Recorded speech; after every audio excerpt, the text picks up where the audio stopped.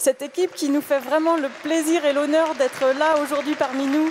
Alors Georges Moira, Joël Leroux et Martial Dumas, vous pouvez les applaudir très fort.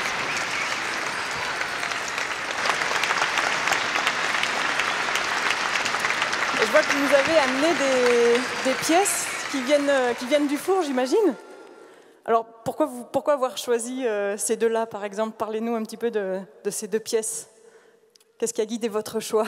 Alors, il y a celle-là, on la voit pas mal dans le film, en fait.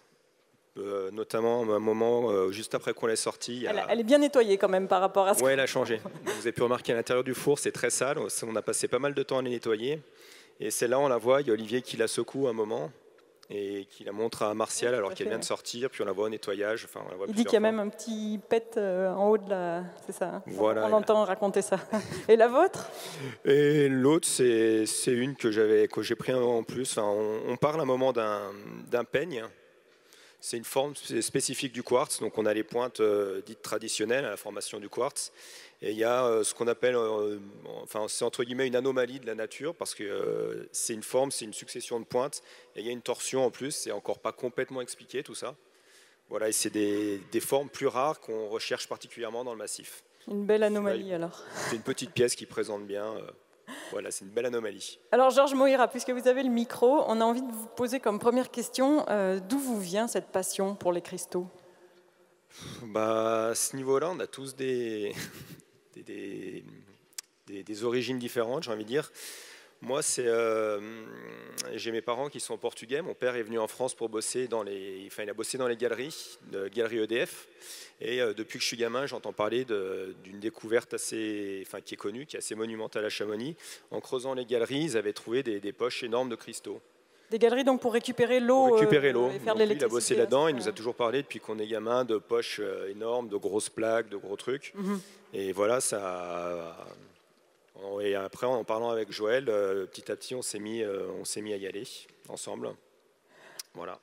Alors, Joël Leroux, donc vous êtes menuisier, je vais peut-être vous donner le micro, mais vous êtes aussi le vice-président du club de minéralogie de Chamonix. Oui. Est-ce que vous pouvez nous expliquer un petit peu comment fonctionne cette cueillette de cristaux? Est-ce que tout le monde peut aller dans le massif du Mont Blanc cueillir ses propres cristaux? Qu'est-ce qu'on en fait ensuite de ces cristaux? Alors, la cueillette dans le massif du Mont Blanc, elle est traditionnelle, hein. Les premiers cristalliers, c'était des paysans qui allaient garder leurs bêtes en montagne. Et puis, quand les premiers touristes sont arrivés dans la vallée, aux alentours de 1750, 1780, eh bien, pour améliorer leur fin de mois, en gros, ils allaient soit à la chasse pour vendre du chamois dans les restaurants, chamois et bouquetin. D'ailleurs, ils ont fait un peu disparaître le bouquetin, c'est comme ça qu'il a disparu. Et puis, comme les touristes achetaient des cristaux, eh ben, ils ont commencé à aller aux cristaux. Alors au début, je pense que c'était en basse altitude, ils n'allaient peut-être pas là où on va maintenant. Et il y avait aussi l'accessibilité qui était plus facile sur les glaciers, qui étaient beaucoup plus hauts. Donc ils ont été dans les endroits qu'on connaît maintenant, hein, style Jardin de Talèfre, les Chaux, qui étaient des endroits relativement faciles d'accès. Mais ils avaient quand même le mérite à l'époque de partir à pied de Chamonix. Nous, on a le train du Mont-en-Vert qui nous facilite un petit peu, on monte déjà de 800 mètres. Mais après, on continue tout à pied. Voilà. Mais alors concrètement, est-ce qu'il y a un statut particulier pour ces cristaux? Est-ce qu'ils appartiennent à tout le monde, à ceux qui les Alors trouvent? traditionnellement, les cristalliers, jusqu'à il n'y a pas très longtemps, on ne leur a pas demandé grand-chose.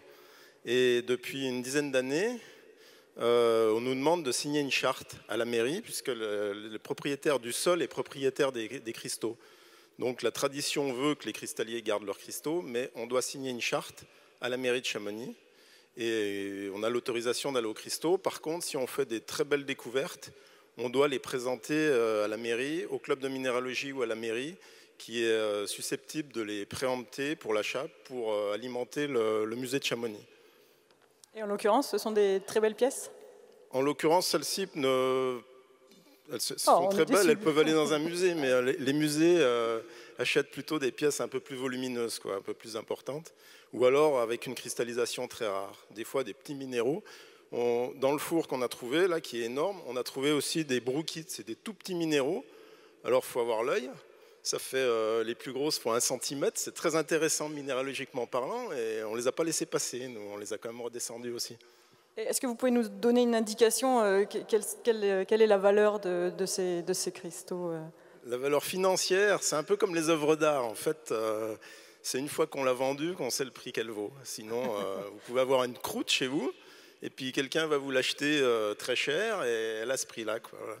Bon, donc les minéraux, c'est un peu la même chose. C'est des œuvres d'art, de la nature, et mettre un prix dessus, c'est quand même assez difficile. Alors, Martial Dumas, vous êtes guide et on le voit dans le film, vous êtes un peu le grimpeur de l'équipe. Vous êtes nombreux à grimper dans ces parois vraiment dangereuses, on le voit, hein, toutes friables, pour aller dénicher des nouveaux fours. Dans le massif du Mont Blanc, on est quelques cristalliers, mais ce n'est pas une activité qui est très répandue. Donc non, on n'est pas beaucoup... Pourquoi vous avez décidé de mettre vos talents de grimpeur au service de cette passion ? Moi, c'est surtout que j'ai passé beaucoup d'années de ma vie à grimper, à faire des expés à droite à gauche. Et puis, parallèlement à ça, j'aimais beaucoup les cristaux.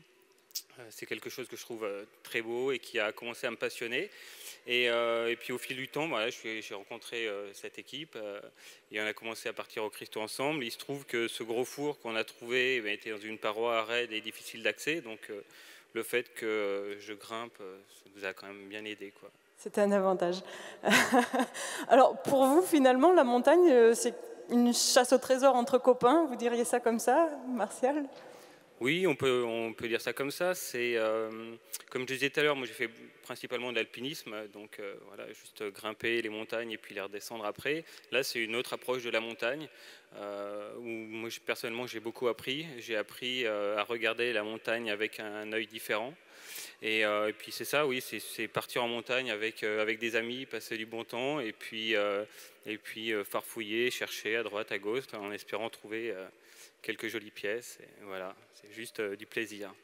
Alors, Pierre Cadot, vous êtes le réalisateur de ce film, vous êtes chamoniard, mais avant de faire ce film, vous n'aviez pas connaissance de ces cristalliers. Est-ce que, ou en tout cas, vous n'aviez pas introduit ce monde des cristalliers.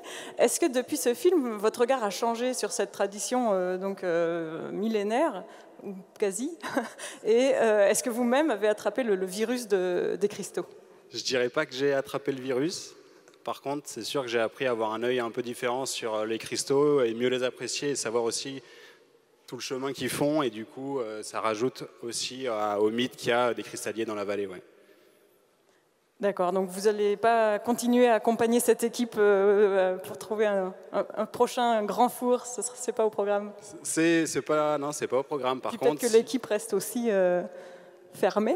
Je ne sais pas si elle reste fermée, mais je pense qu'il faut avoir un désir d'y aller. C'est sûr qu'en grimpant dans les montagnes, si je trouve des cristaux, je serais très intéressé de les chercher, de les ramener, de les laver, et je ne vous appellerai pas. Mais c'est pas, j'ai pas le virus au point d'en faire quelque chose de plus poussé. Bon, en tout cas, un grand merci vraiment de nous avoir fait partager cette aventure qui était vraiment une découverte, je pense, pour beaucoup d'entre nous.